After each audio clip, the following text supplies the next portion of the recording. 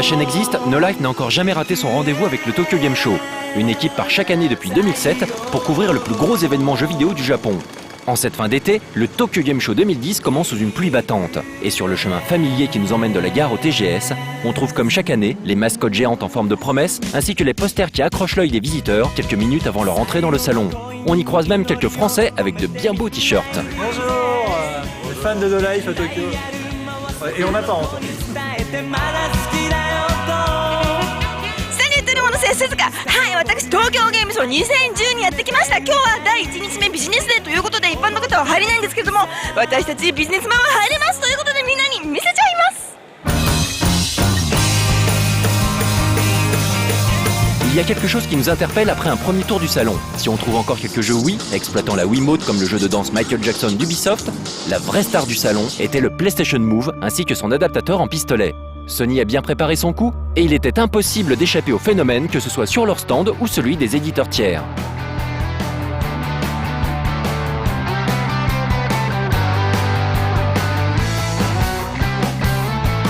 Sony a même créé une double sensation avec ses nombreux jeux PS3 conçus pour la 3D relief avec les lunettes.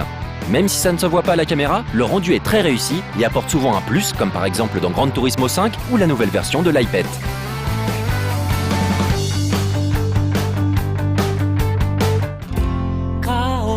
Mais il y avait aussi des choses à voir en dehors du salon. Capcom, par exemple, avait invité les journalistes dans un restaurant de Roppongi, au centre de Tokyo, pour présenter leur nouveau titre en avant-première.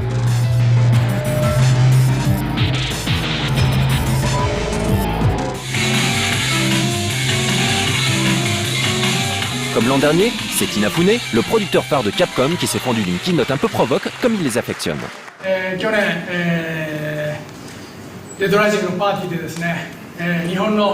ゲームは死んだということをですね、高々と宣言したらですね、その後ネットで叩かれまくってますけども、今年はどうなのかっていうことをここで語りたいなと思ってます。まだTGS 始まってませんので、僕会場で日本のゲームを確認しておりません。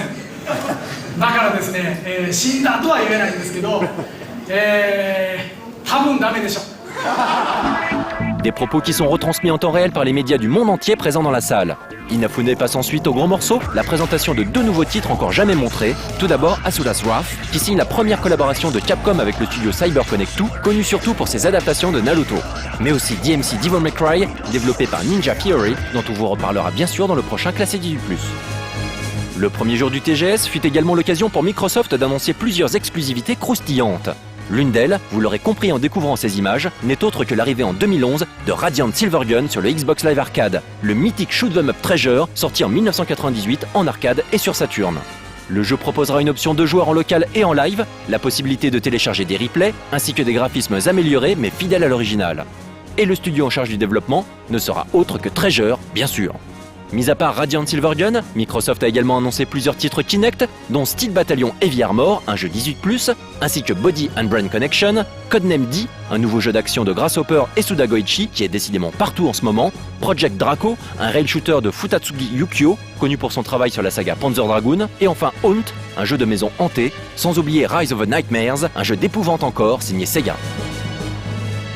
Autre annonce exclusivement japonaise, mais du côté d'Electronic Arts cette fois-ci, la confirmation de Shadows of the Damned, le third-person shooter né de l'alliance entre Sudagoichi, Yamaoka Akira et Mikami Shinji, trois des grandes personnalités que vous avez eu l'occasion de croiser à plusieurs reprises sur l'antenne de No Life. Le jeu étant estampillé 18+, on ne peut pas vous montrer d'image, mais soyez sûr qu'il sera traité dans les normes en vigueur lors de notre prochain rendez-vous Classé 18+.